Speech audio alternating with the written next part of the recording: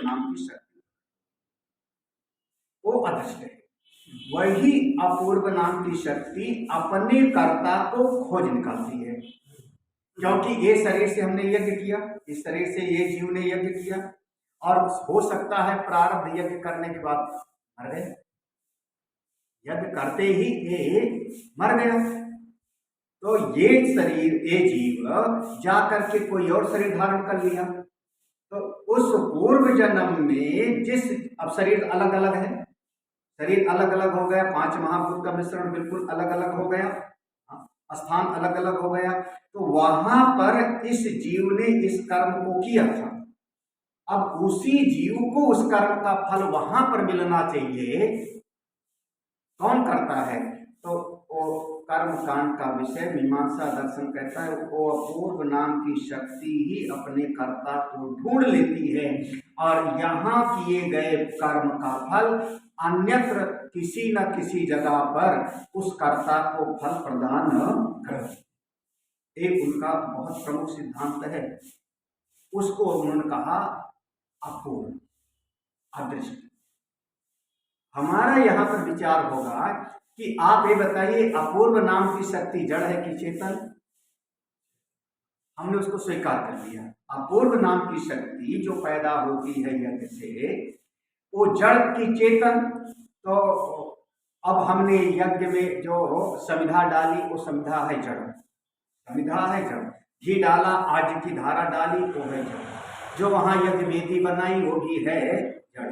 जो वहां पर हमने वहां पर आहुति दिया, तो जो जड़ वस्तुएं हैं, जड़ से चेतन की उत्पत्ति नहीं हो सकती। जड़ से जो पैदा होगा वो सब का सब जड़ ही होगा। तो जड़ वस्तु अपने कर्ता को कैसे खोजेगी? क्योंकि अनेक अनेक जड़ वस्तुएं मिला करके हमने यज्ञ किया, अनेक अनेक जड़ वस्तुओं को मिला के हमने यज्ञ किया, उससे जो शक्ति पैदा हुई वो भी जड़ ही होगी। तो वो जड़ अपूर्व वो अपने कर्ता को कैसे ढूंढेगा कि ये वाला कर्ता यहाँ पर मर गया तो पितृलोक में बैठा है, या अमुक देवलोक में बैठा है, या अमुक गधे कुत्ते के शरीर में चला, कैसे ढूंढेगा? तो कहा कि नहीं, ये जो अदृष्ट नाम की शक्ति है, ये अदृष्ट नाम की शक्ति का भी नियंता कोई ना कोई है। और वो नियंता, जैसे हम लोग कह सकते हैं कि भाई आप एटीएम मशीन में कार्ड डाले और पैसा आ गया, एटीएम मशीन में कार्ड डाले और पैसा निकाल लिए। या यहाँ पर आपने पोस्ट ऑफिस में आपने एक लिफाफा डाल दिया, चिट्ठी, और वो कहीं विदेश में जाकर के आपके उसको मिल गया। तो उस पूरे विभाग को जो चेन है, हमने तो डब्बे में डाला और उस डब्बे से निकल करके कहीं और गया, कहीं और गया, कहीं और गया। तो कोई ना कोई एक विभाग है ना, पोस्ट एंड टेलीग्राफ विभाग, उस विधि को चलाने वाला, उसके थ्रू गया ना वो। या हमने एटीएम मशीन में डाल दिया तो एटीएम मशीन के कारण पैसा थोड़े निकल रहा है, आपके अकाउंट में पैसा नहीं है फिर, और हो सकता है हमारा अकाउंट कर्नाटक में हो, कैसे? तो इसका एक सिस्टम है ना, तो उसका चलाने वाला कोई है। उसी प्रकार से अदृष्ट को चलाने वाली भी एक शक्ति है, अदृष्ट का अधिष्ठाता ईश्वर। आपके लिए यही वाक्य बनेगा, ये विचार है। जैसे पहला वाला शब्द था हमारा, जो पहला हमने सूत्र दिया था कि सृष्टि का निर्माण करता, सृष्टि को चलाने वाला, बनाने वाला कोई न कोई एक होना चाहिए, वो ईश्वर है। दूसरा हमने कहा अदृष्ट का अधिष्ठाता नियंता ईश्वर है। ये आपके पूरा का पूरा मीमांसा दर्शन के आधार पर ये शब्द हैं। ये दो तरीके से ईश्वर की सत्ता होने से ईश्वर।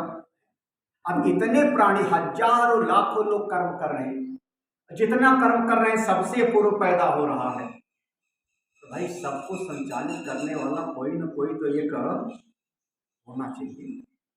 हजारों मोबाइल चल रहे हैं एक साथ में, करोड़ों मोबाइल एक साथ में एक शहर में चल रहा, तो सबके मोबाइल की नंबर की उसकी किरणों की पहचान करने वाला एक मेन सर्वर तो होगा ना, कहीं कहीं कहीं ना कहीं तो मेन सर्वर होगा। शायद देखा नहीं है आप लोगों ने, मेन सर्वर हमारा चंडीगढ़ है। और यहाँ पर जैसे कहते हैं, आपको कहते हो ना कि तार नहीं है, ऐसा मत समझना, तार नहीं। तार केवल हमारे मोबाइल से और हमारे टावर के बीच में तार नहीं है, बस इसी को हम वायरलेस कहते हैं। बाकी टावर के पास से फिर तार बिछा हुआ है, जहाँ जहाँ हर जगह पे टावर है। टावर से फिर तार नीचे गए हैं, फिर वो तार केबल के द्वारा जो है उनके एक सर्वर में गया है, वहां से मेन सर्वर में गया है। तो केवल हमारे मोबाइल से और वहां तक में, टावर तक में तार है, बस इसी को हम कहते हैं वायर।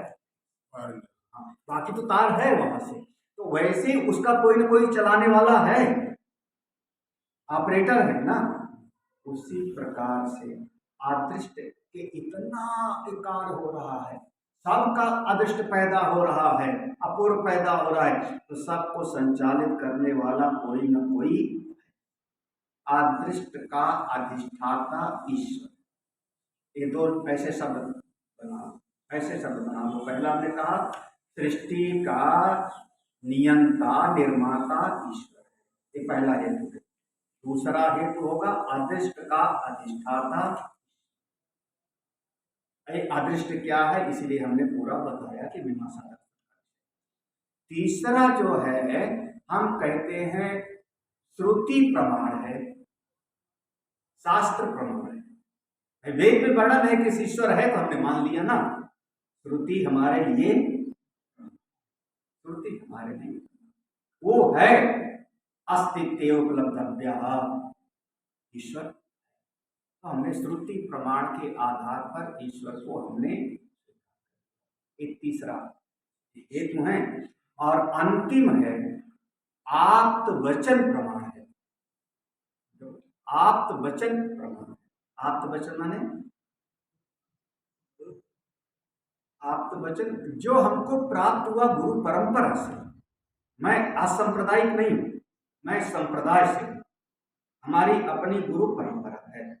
सदाशिव समारंभाम शंकराचार्य, हमारी अपनी गुरु परंपरा है। और हमारी अपनी गुरु परंपरा पर दृढ़ श्रद्धा है, दृढ़ विश्वास है। तो हमारी जो गुरु परंपरा है भगवान वेदव्यास जी, उनके और आगे पीढ़ियां दर पीढ़ियां चली, उनके पुत्र थे वेदव्यास भगवान के सुखदेव जी, व्यास भगवान के सुखदेव जी, सुखदेव जी के फिर अपनी हमारी पीढ़ी। तो हाँ, सुखदेव जी के ही एक शिष्य माने जाते हैं अपने समय में। उस समय पर हमारे गौड़पादाचार्य जी, उनका जो है शास्त्र है, उनका ग्रंथ है। उसके बाद और भी हमारी परंपरा है। हमारी जो गुरु परंपरा है वो कहती है, तो हमारी निष्ठा अपनी परंपरा पर है, अपने गुरुदेव पर है। तो उनके द्वारा कहा गया, उनका ईश्वर है तो हमने माना, उन्होंने कहा है तो क्यों? क्योंकि वो हम बच्चे हैं, हमारी बुद्धि अल्प है, हमारी बुद्धि को समझ उतनी नहीं है। हम गुरुजनों के वचन पर दृढ़ विश्वास करें। आप वचन प्रमाण, ये 4 शब्द आप, ये आप वचन प्रमाण है। इस पर ये सबसे ज्यादा जोर है इनका। और उन्होंने कहा जो बुद्ध जी ने कहा वही, बुद्ध जी ने जो कह दिया वो सत्य, जो तीर्थंकर ने कह दिया वो सत्य है, यही ना आप तो वचन। जो पैगंबर मोहम्मद ने कह दिया वो सत्य है, जो यीशु मसीह ने कह दिया वही, या जो गुरु ग्रंथ साहिब ने लिख दिया गुरु वचन है वही सत्य है। हमारी अपनी परंपरा है, इनकी अपनी परंपरा होगी, हमारी अपनी परंपरा जो हमारे गुरु परंपरा से कहा कि नहीं है। ओम ईशावास्यम इदम, तो ईश्वर की सत्ता में ये 4 ही आप हेतु दे सकते। 5वां अगर किसी ने कोई भी हेतु दिया वो विचार से तुरंत काट दें। कोई दूसरा हमसे ज्यादा विद्वान होगा, आप बोलोगे, दूसरा ज्यादा विद्वान होगा, आपके उस मत को खंडन कर देगा। ये चार के अलावा किसी ने कहा मैंने देखा था, ध्यान में बैठे थे तब देखा था, एक चुटकी बजा के कर दे, आपने ईश्वर को देखा था, तो कोई ईश्वर को नहीं देखा था, आपने अपनी मन की कल्पना को देखा, एक चुटकी बजा। तो ये चार ही ईश्वर की सत्ता में प्रमाण होते हैं। ठीक है, ईशावास्यम इदम सर्वम। अरे भाष वगैरह तो साथ हम लोग सीधे कल सातवें मंत्र में प्रवेश करेंगे, सातवें मंत्र का शंकर भाष्य से। तो यहाँ पर चूंकि छठे मंत्र तक तो है,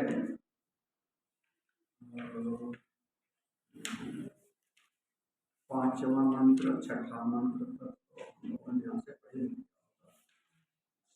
छठा मंत्र यस्तु सर्वाणि भूतानि आत्मन्येन पश्यति सर्वभूतेषु चात्मानं तथो न विदुषते। एक कांड शाखा में ऐसे है, मांगलिक शाखा में यहाँ पर तो शाखा के पाठ दे रहे हैं। और बस आज यही रहूँगा, 10 मिनट होगा, वचन मिल जाए। शुरुआत का दिन है, पहला दिन है।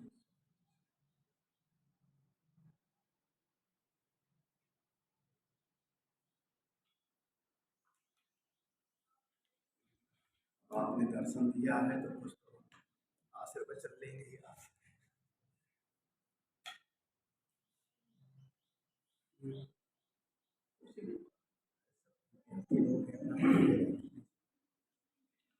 हरि ओम।